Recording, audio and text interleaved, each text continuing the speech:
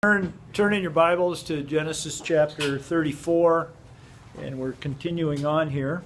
Get everything going, and we're going to look at verses 13 through 17 in this story that we introduced last week, the story of Dinah, which has had a lot of comment, and different points of view of how people are looking at this, and so we're really attempting to look at this story in light of the bigger story of Jacob and how it fits in.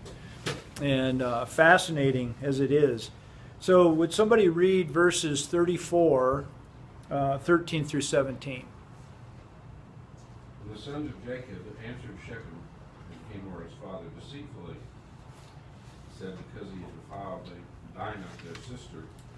And they said to them, we cannot do this thing, to give our sister one that is uncircumcised. That is a reproach to us.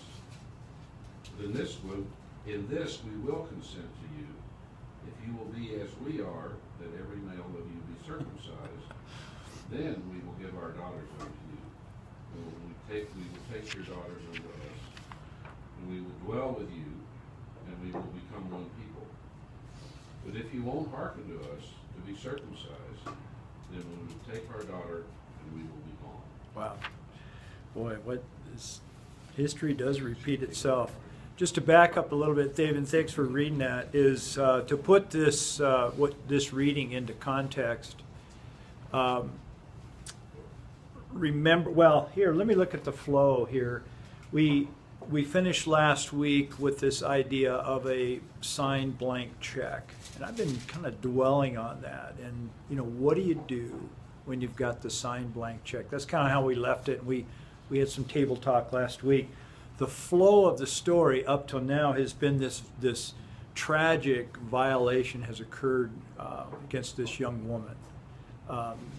Dinah, probably 15 years old, was raped by this guy named Shechem, who is a local, where they are now settling. The people of Jacob's family is now settled in the land. Shechem goes to his father, and in a young, kind of demanding way, I want this woman. Dad, get her for me. And Hamor, his father, of course, had the power because he's one of the local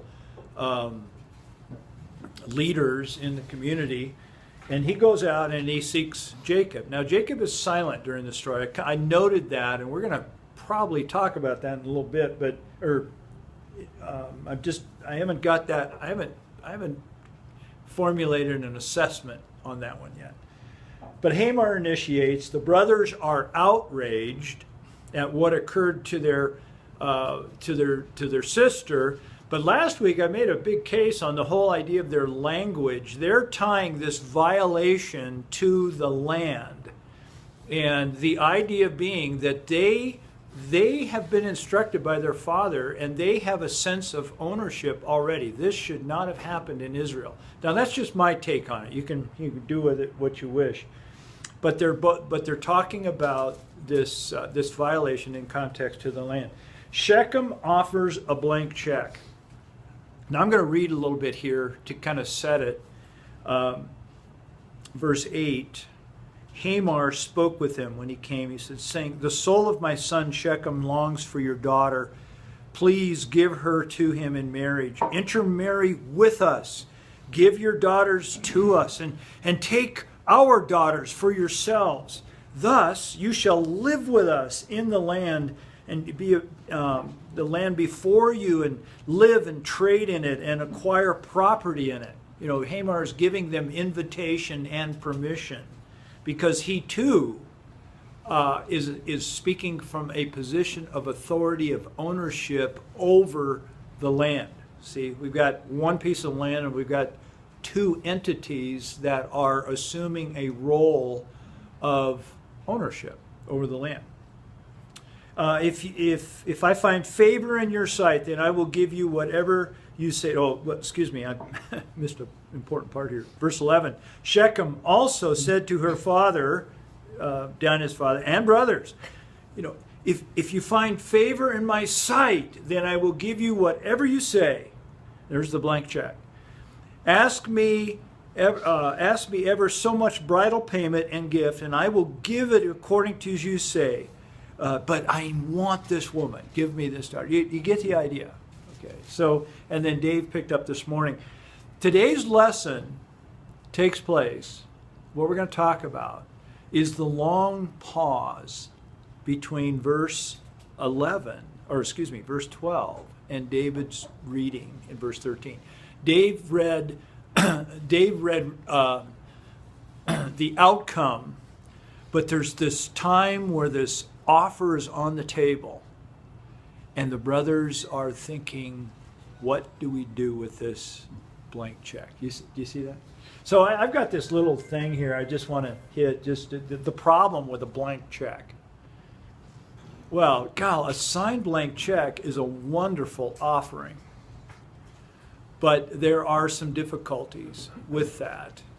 Case in point is, just think about the lotto winners. And if you were to Google outcomes of lotto winners, 70% of those lotto winners historically have lost everything and end in tragic ruin. They become broke in a matter of several years. Yes. I had an employee at Vector Sports that had won Colorado's first $1 million lottery. Wow. And he was on work release from jail. So he had not only blown that money, but managed to get himself convicted of fraud. He had that. You mean after? Afterwards, wow. Yeah. He had that Chevy or Corvette corner that used to be down across from the Sundance. That's where his business was. Huh. And the guy, he sat back there and told me the whole story. That just proved it. Yeah, and it's really, they call it the lottery curse. That people actually believe there's a curse that's connected with it. Well, it's the idea of receiving out of the blue, out of left field, randomly this open check. And there could be so much good that can occur, but in the case of the lottos, 70% of it ends in tragedy. And so I was dwelling upon this, that here this wrong has occurred, and these local leaders come to attempt to make it right. That's kind of my stance on this. And they're offering this very open blank check. But the problem with a blank check, it's all in how one is prepared to receive it and how you view it. That's the point. The check is worth X amount of dollars. It's a wonderful gift, but it's only as good as the recipient's ability to receive it. And that's my point. So that's kind of where we're going to go with this. The lenses, how do we view it? Blank check, big question mark, and how do we view this? Okay, so that's kind of sets the premise. The story, or sets the stage. The story is this. Here's the bare bones story that we're in. There has been a wrong that has occurred. A tragic thing. The rape, the gang rape. Well, no, it wasn't, not a gang rape. No, it was a rape of a 15-year-old young woman, by an older, supposedly noble, local young prince in a community. A tragic situation. But then as the story continues, the father and the prince come to the offended in an attempt to make it right to the best that they can. The question I'm throwing out, guys, can a wrong such as this, right there, can a wrong such as this be made right? You can't make it right. Okay? Why not? You can't undo it. Mm-hmm. Well, I disagree. I mean, yeah, this is good. You can't undo it, but our legal system is theoretically a system of justice, not vengeance. And although we've kind of mixed it in with this idea of reformation, reforming people, but the bottom line of justice is there's a payment paid, whether it's in incarceration, whether it's money, whether it's labor, or even some restitution, that at some point they draw a line, they said, this is now made right. It did not do the offense, but it transferred something onto the offender to equalize the situation. So our system of justice says it can be made right. It doesn't turn it back, it says it can be made right. You commit a crime, you go to jail for 5 years, you're done, you're back on the street. Hopefully there's restitution. I'm just saying our legal system says this is made right. I think in terms of Dinah, looking at it from Dinah's point of view, I don't know how you can make it right. I don't know how you can make it right in her life if that's something she didn't want. Well, yeah, I'm not saying you're pretending it didn't have, you're rewinding the tape. You can't rewind the tape, I agree. I'm just saying a legal system, and even in Deuteronomy, all these punishments and things meted out for violations are a way of saying this is, you can move forward from this point. We reconcile the situation. Yeah, but morality is morality. Well, morality is all crimes immoral. But I I don't know don't know how you can make it right. Okay, with I Dinah. don't know how you can ever make anything wrong right. Well, that's a really good question. Maybe you What's- can have consequences for it, but suppose she becomes pregnant, she's got to live with this child the rest of her life. You understand what I'm saying? Yeah, there's definitely consequences. But why is it? I mean, let's put ourselves in his shoes for a moment. In Shechem's shoes. In Shechem's shoes. He's a young guy. And I'm not excusing what he did. It's tragic. But guys, think back. Think back to when you were in high school. Or I don't think, probably none of you were guilty of rape, but has some of us taken advantage of a young woman out of, whatever that led to? And if, now he's accused of rape, but would you not want some way back? I mean, why is it we try so hard in our human, in our humanness, in our societies, to try to return things back? We can't excuse what's happened. But is there a case? Yeah, I'll stop, Carl. Go ahead. I would kind of think that the situation could be reconciled, because the parties involved in this sat down at the table and said, this is what my son wants, and then the reply was, well, this is what he wants, then you guys need to agree to this. And then everybody shook hands and agreed and got up and went their own ways for a little while. Now, at that point, if this agreement, yes, the act was wrong, but at this point now, if the agreement was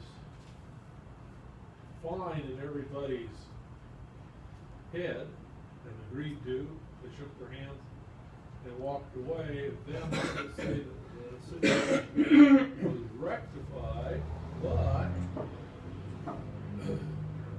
the story continues on further and somebody stepped out of their agreement. So it's two wrongs don't make a right. So, Dick, I want to get your comment. I really appreciate you speaking for it, because this is a really interesting juncture in this story. Mike, But- did Dinah agree to this? See, this is This is a good solution? where is Dinah in the story? See, this is totally a cultural, this is where the men get together and decide what's best for the property, for the woman. So it's a different context. But we got to give him grace on that. Dick, go ahead. Hey, you guys are livening up, man. With all due respect to Carl's response, Yeah. it's a simple bribe. It's a simple what? Okay, well, Yeah, and that's your perception on it. It's a bribe. Yes, you. We'll jump. I'm going to just jump ahead a little bit to Deuteronomy, where they say that if you take a woman and take her virginity, you're obligated to marry her. Now, this says he violated her. I'm not so sure we can interpret that as rape, as maybe they went out and had sex, which was a violation. The violation may not have been coerced because this guy's in love with this girl. That's what some commentators. That's true. They'll. He's in love. Yeah, it's really So the interesting. problem is you're not going to get our sister. She caused it. Well, her fault. No. Wait a minute. Wait, Bob Womaski. I find myself oddly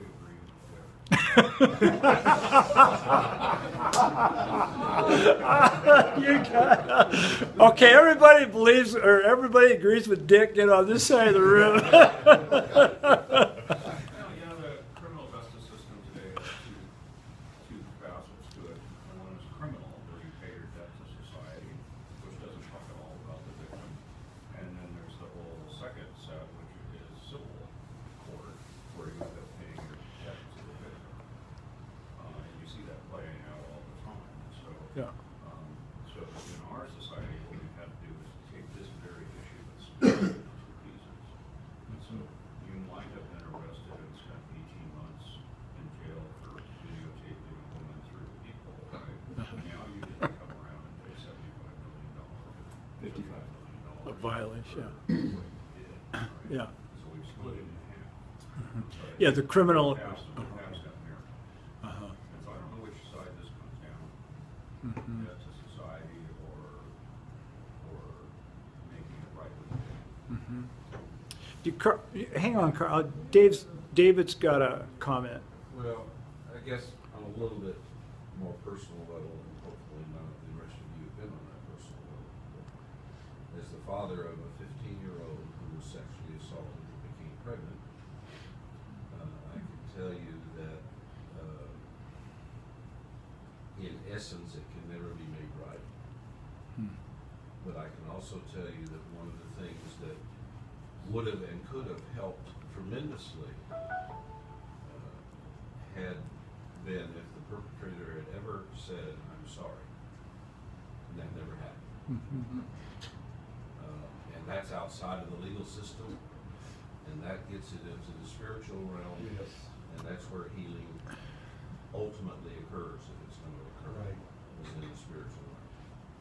And the right side of that is we have an amazing 25-year-old grandson Huh. who was raised by a single mom, because that's what she chose to do. But Wow, the that's. legal system is not going to make that kind of situation right, ever, Mhm. in my opinion. Whereas So- our legal system does not, and I don't know that it can, and I'm not arguing that it should, because I'm not sure that it can address the spiritual aspects of this. Yeah, I think the word right, the word right's kind of an odd word. Uh-huh. And I chose that word to make it right, to return it back to. It's not going to. Well, that's poor choice of words too. Yeah, go ahead, Jim. Well, we're kind of juggling three things: redemption, forgiveness, and there's only one that can make all things new. But the three can work together. Forgiveness, like apparently that was on Dave's daughter's situation, on her part, even though there wasn't a sorrow on the other end ever expressed.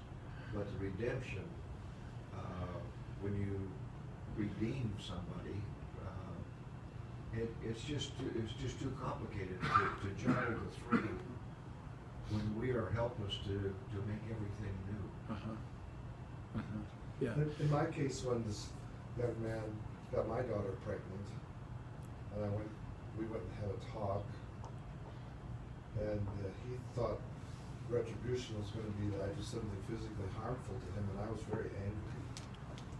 But Boy. the week before I guess it was the week after, every night, Jesus' words came to me, and I didn't like it. You have to forgive those who perpetrate this kind of thing. So forgiveness is a big part of it, and it did help. we've prayed for him in this class. He subsequently committed suicide last year. Oh my goodness. Overdosed on cough medicine of all things. Emily's married to a really neat guy now, but I know what Dave was saying too. But in this case, God just kept coming back to me because I was very upset. We can understand the brother's outrage. You did this to our sister. And in fact, they take the role of guardianship, daughter. They actually says, either you become like us or we're going to take our daughter and go. Well, this story is very close. Carl, I'm going to move on. I appreciate your comment, but you two guys, David and Everett, thanks for sharing. That's really personal stuff, and we appreciate the enlightenment it gives us. This is a very, very hard deal, very, very difficult. And that really sets the stage for what we're going to be talking about here.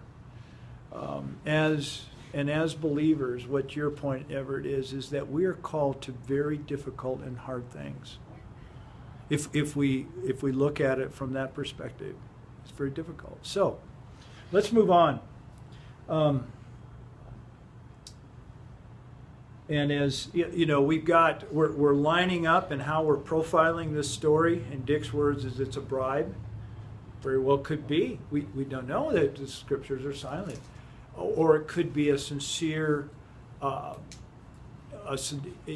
didn't say the word "I'm sorry," but it could be interpreted as a sincere attempt to make it right. I'm calling it an attempt to make it right, at least from the surface. That's what it appears to be. The question then becomes, we're doing the story and the question, and then we're going to move to a decision and then an outcome. So we may not get all that done here in 6 minutes, but this is really good. It's grappling with some painful stuff that has, some of it's occurred in our own lives, and I think if we're really honest, guys, we can all put ourselves in the sandals of Shechem to some degree. Not necessarily with this violation, but everything within me, everything within you wants to believe that a wrong, the wrong that I have done can somehow be reconciled, or I use the word made right. Question. The question is, can this be made right? Well, what I've got down here is how one sees determines everything. It's the kind of lenses that we have. We can each see an occurrence. This is the occurrence. This right here is the occurrence. The wrong and the attempt to make it right. We're sitting there in this long pause. The offer is on the table, the blank check. The brothers are there. The brothers are there formulating. They're over here in the corner, guys, and they've got their arms around each other. What do we do? We got this blank check. They're here doing this. What do we do? It's at this moment, this pause in the story that we're talking about. What do we do in those moments like this? And it all focuses on how we see, how we view it. And not everyone views it the same. I mean, we've been around long enough, the guys in this room, to know that an occurrence can happen and 6 different people are describing it, and it's something different. We call it managing the truth. Was that at that point, did that become a set trap? A what? A set trap. Did they take the opportunity to set a trap for Shechem and all? Well, I think as they're in that huddle, Carl, how do we do? What do we do? How do we do this? Now you got to remember, they are outraged. Yeah, They are, and they all agree, this is not a good thing. And we agree. We would be outraged. Some of David and Everett's story, you were outraged when a similar occurrence happened. And we understand that. We all understand that. But my point is that as we're processing this, we've got this blank check that's an opportunity, but it all depends on how we see it, of how it processes. So, And that's very true. I won't go into the second part of my story, but that is absolutely a major point, because of how we see, how we see it, but how the other person right? sees it. Yeah, how every Yeah, yeah. This guy didn't see it the same way at all. And then your wife's Betty, you're thinking, what is he thinking? I mean, naturally we would, man, I can empathize. What in the world? Where is he coming from? I'll take 30 seconds because it's so germane to Yeah. the main point of your ministry. Yeah. When I went to meet this young male, I won't call him a man, I'll call him a male. The first time I had ever met him, he was in jail for a felony. Yeah. Wow. I sat across from him. I give him credit, I guess, for even coming to the window to visit with me under circumstances. But about the second thing I asked him was, how did he feel about the fact that he was now going to be a father? And he looked down and was quiet for several seconds, and he looked back at me and says, I don't know, I never really had one. Wow. That was his just So, wow. see your view about how Yeah. he views things. I mean, he just, it's totally different. Well, boy, David, thank you so much for your transparency and talent. That is so helpful for us because that is a living hell that you went through. But to share that with us to help us understand, but the emotion involved with that whole thing, because I don't know what you thought at that time. Can you remember what you thought when he said that to you? I mean, you obviously remembered it. It was important. Well, it was the beginning of, choose my words carefully. I think I would call it the beginning of my spiritual reconciliation. In other words, being able to have some better idea of where he was, quote unquote, coming from, and rather than where I assumed Okay. he was coming from. Right, thank you. Not that that's an excuse for him, Yeah. but an understanding at least. If I might add, my guy, when I talked to him, completely shocked me at first, because he said something about you're marrying my daughter, right? Something like that. He said, oh, yeah, I was married once for a few months, it wasn't for me. Oh my No goodness. one knew about this. And he had sired a child with that woman too. So for my case, I was just, Livid. couldn't get my jaw off the floor for a minute. That would, if I were in your shoes and I heard that, it would really be hard for me to recover from that state. It was tough. I Yeah. wanted to circumcise a little deeper than the end. Well, thank you guys for grappling with this. We're gonna camp here, but at this, we've told the story. There's kind of four movements in this lesson, and we've gotten to two. There's the story. There is this question, and what I'm saying is that it really depends on what kind of eyeglasses we have on at the time. And then that moves us into a decision. And in this pause between verses 12 and 13, think about this idea. Think of this room where this is happening, and all of a sudden the players in the room are frozen in position, and there's this time of reflection and decision that's going to happen. And we know the outcome because David read the story. And but what is behind that?